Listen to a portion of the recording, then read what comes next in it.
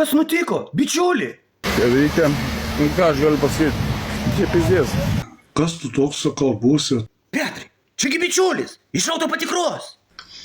Aš maniau, kad tas žmogus iš kokios ligoninės pabėgė, žinai. Ne, Petrai, viskas normaliai, čia saviakas. Nu, bičiuli, tai kas nutiko? Galiu pasakyti, kad į Druskininkų akvaparką nevažiuoju.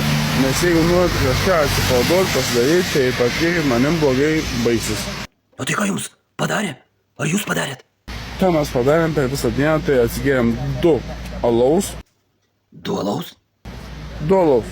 Nu, tai dar nei vienas neprigėrėm, kaip sakant, nuo 2 alaus. Ne? Petrai, kaip tu manai? 2 alaus? Nu, gal kokie 30, žinai.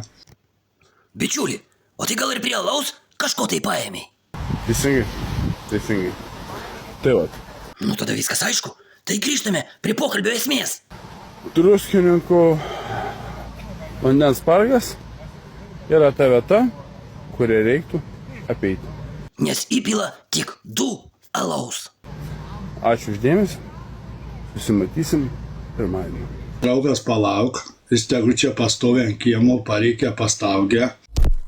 Petrai, kokiu velniu jis tam akvaparke pripyso? Tai pasirodo žmogus kito aikštelėje mašiną pasistatęs. Rimtai? Pas konkurentus? Net nežinau, kaip jum šitą daiktą pristatyti. Ir įsivaizduok, atpisęs nuo Kauno. Nu nieko sau. Nepatikėjau, kad jis mašiną vairuoja.